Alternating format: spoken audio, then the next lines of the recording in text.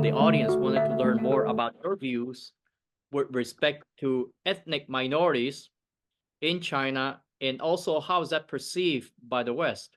The preeminent Chinese anthropologist Fei Xiaotong already came up with a terminology which has been very famous. He coined the term in 1989, which is in Chinese simply called 多元一体 to describe the Chinese nation. 多元 means diversity, internal diversity. So 多 multiple manifestations, 一体 one body. So the Chinese nation, 中华民族 is one body. It's like an organic national body. But within this organic body, it's 多元. There were many different cultural manifestations in Chinese provinces, southwestern provinces, which I'm very familiar with.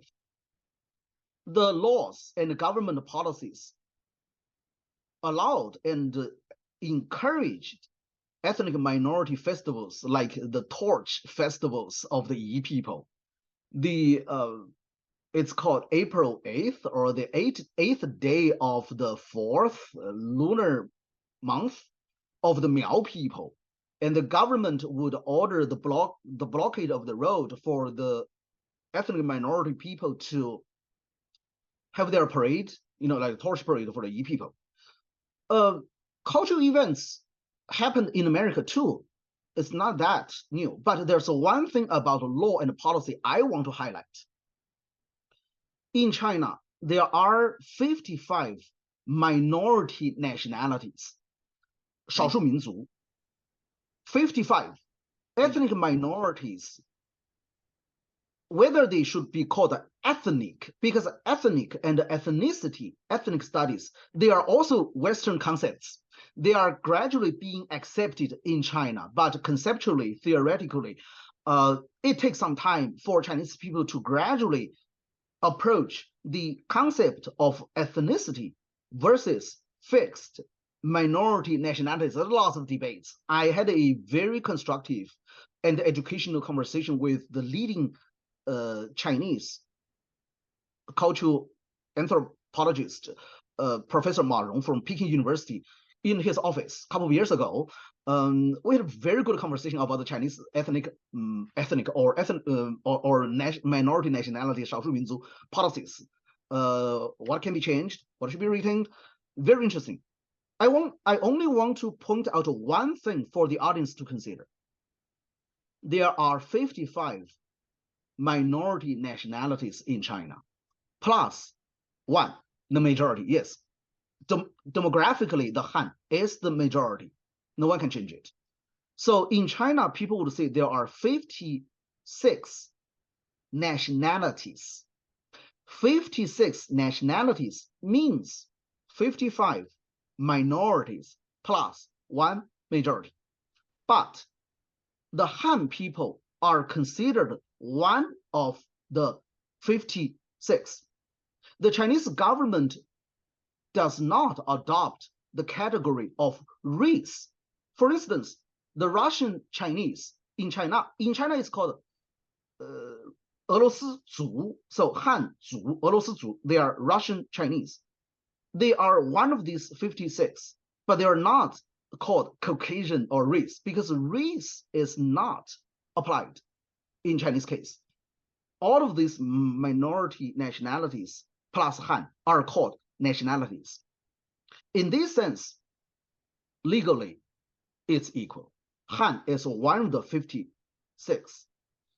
But in America, I think, because it's based on my practice, my experience as a minority living in America, it's much more complicated. Because first, when you fill out a form, you have to determine your race. For me, it's Asian, and then ethnicity. But here's the art. How do you classify people? Asian as a race can be further classified as multiple ethnicities. This is very, very complicated, and this is where politics. So if you're from Tibet, you will be treated differently or not differently from an overall perspective? There are lots of policies regarding ethnic minorities in China, and many of them had been debated and had been modified very recently. And one very influential one is that anyone who, when you fill out the form, basically in China, if one of your parents belongs to the minority group, then you can claim that identity. Once you have that identity, you can get some favorable treatment, like when you are taking the college examination, entrance examination, you got 10 bonus points. But this has been challenged a lot in China because many people question this policy by saying it's unfair to give someone 10 bonus points only because of the minority background, because the educational condition, the differentiation might be largely caused by urban-rural divide rather than this ethnic background. There can be rich ethnic minority people and poor Han people. So the equity of education has different causes. It might be caused by rural-urban divide, by rural poverty, by urban poverty, not really by your nationality identity. So there has been certain modification just this year. In some provinces, they already abolished that. So you're not going to get 10 extra points only because you claim you belong to a certain minority group. But this policy had been implemented for several decades. But there are lots of debates about that. But what I want to point out is that this can be considered a Chinese affirmative action policy, somewhat comparable. Chinese AA policy. Affirmative action mainly benefited African Americans. So white American students admitted today that, well, because they had a rough past. But I would say probably yes, but because in China, we also believe as Han people, we also admitted that non-Han, we call them non-Han peoples, minority peoples, were treated not well in the past. They also had a rough past. So now these policies were implemented to somewhat compensate for the past suffering they had, give them 10 more points to boost the opportunity to enroll in institutions of higher education. But after several decades, did this cause new inequality? Because there was a reverse inequality. I think those were just common, but there's only one thing I want to emphasize, which I found very tricky, how the American system works. If the viewers are white American educated people, they might not have the feeling from my perspective. As I said, in China, you only need to say, I'm Han, or I'm so-and-so ethnic minority group. But I also need to point out first that the classification itself is also somewhat problematic because there might be more than 55, but eventually it was officially recognized 55. And there were debates about that too. But in China, what you need to do is just to, when you fill out the form, you say, well, I'm Han, or I'm Hui, or I'm Miao. It's simple. In America, it's more complicated because there were two things, race and ethnicity. And what's happening even today is that people like me, like myself, would be labeled as faculty of color. Do I like the term faculty of color? Who ever asked me whether that label was acceptable to me? Why I must accept the label of faculty of color and then receive certain treatment of pizza or a party because you are a member of faculty of color. Then who is the color of no color? When we talk about these concepts like decolonization, don't we think all those conceptual frameworks, all those labels imposed upon other people was a highly colonial practice? It's still living, it's still going on, that people of no color would label other groups people of color. And do you believe now that we are in this decolonization trend? And by the way, not getting into any of the political portions of it, but history seems to guide us into the future. And we are actually into somewhat of a uncertain territories. This is the first time certainly in our lifetime, perhaps is the first time in documented history that you have a change in major decolonization. I would even argue the fact that the political decolonization that we spoke about had any major effect, because that was like, just to sign a piece of paper. But the intellectual or the more psychological decolonization is really just occurring now, because Right, right. we're beginning to see that the people are saying, well, wait a moment, like what you're saying, this is not about we and them. This is, there's truth on both sides. And by the way, the best way that I have actually seen to be able to confirm some history aside from the books is really through anthropology, because anthropology has some facts, there that brings, to that table. But in general, if you really classify human civilization over thousands of years, this is really the first time that we're going through a change from a major superpower that is being questioned into what people call a multipolar, meaning multiple powers. Is no longer only one majority. It may be two or three majorities, altogether. And so how do we live in it? Do we take the standard of this minority versus majority versus the other majority? And I think that's why that the conversation that you're elaborating here is actually very meaningful, because it's really a show of its time. It's really a reflection of really what is happening in this unipolar world that came from Spain to Dutch to British to the US into now more than the US.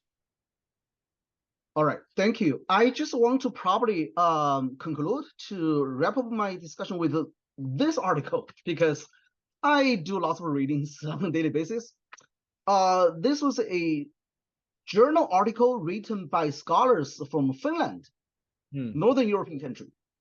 It was published in 2021, which just reflects what you said, that decolonization, cultural and intellectual decolonization is an ongoing process. It's actually lasts longer and it became more complicated than political decolonization, because the title of this article is called Approaching Global Education Development with a Decolonial Lens, Teachers' Reflections, which means teachers and educational researchers in Northern Europe are also reflecting on the value of the perspective of decolonialism. And they were emphasizing several things. For an instructor who are teaching students living in this age, as you said, there's being decentered, there's being there's this emergence of multipolarism. They emphasize several things. Look for pre-modern, because modernity is very Western. Look for pre-modern things. As you said, there were religious traditions in Latin America before the Spanish conquest.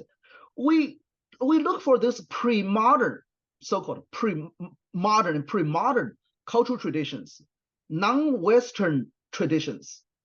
Look for non-standardized way of looking at things, because if the standard has been set by the West, then where are those non-standardized options?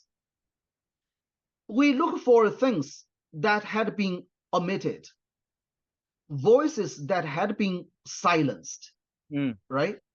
It's just as I said, yes, Wang Lishong wrote in Chinese. And even radical scholar, even more radical scholar who defended the Chinese standpoint was called Xu Mingxu. He said when he had an alternative way of looking at the Tibetan issue, he was not able to get a grant because they didn't like your topic. They didn't like your way of thinking. They control the grant. So where are those omissions, silence, absences? Who are those vulnerable groups? And for me, I want to add, for many middle-class American white intellectuals, scholars, and professors, how to avoid fantasy of a place you do not really understand. Because fantasy can be interesting for a child, but would be pretty immature for a real well-educated middle-class cultural elite. Well, I would further add to that on a practical manner, because like I started saying, the birds and the bees worked good when you were a kid, when you didn't have to go earn a living in it. But for a professor of that caliber and dreaming in the world of fantasy, that person is not going to be not only respected, but on the other hand, may not be able to get a high enough pay in an area that things are changing. So, yes, Professor Wu, again, this is an incredible eye opener. This is our third one in here, and this really is pushing us. One area in here that I believe that is a contribution for the future in this decolonization. And I will quote Ray Dalio, which is a very successful, very grounded human being. And Ray Dalio said that if you were to measure the prosperity and the cycles of civilizations, that the first measure would be education. So people of your background are actually very, very important because you're working on the individuals that will be out, on the productive cycle, maybe 10, 15, 20 years ago.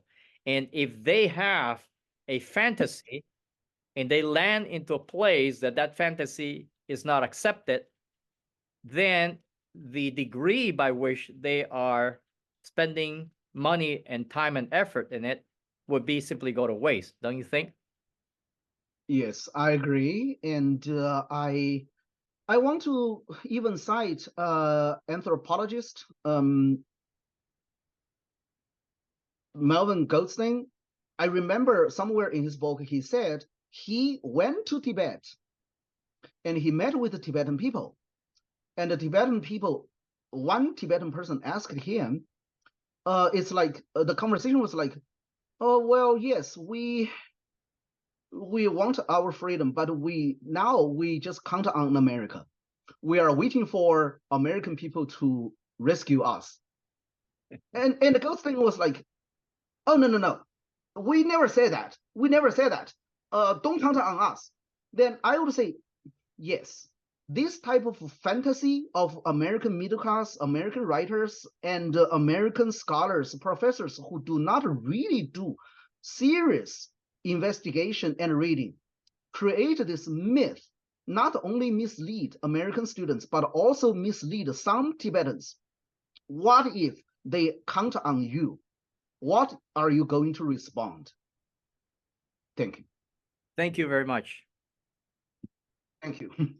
Thank you.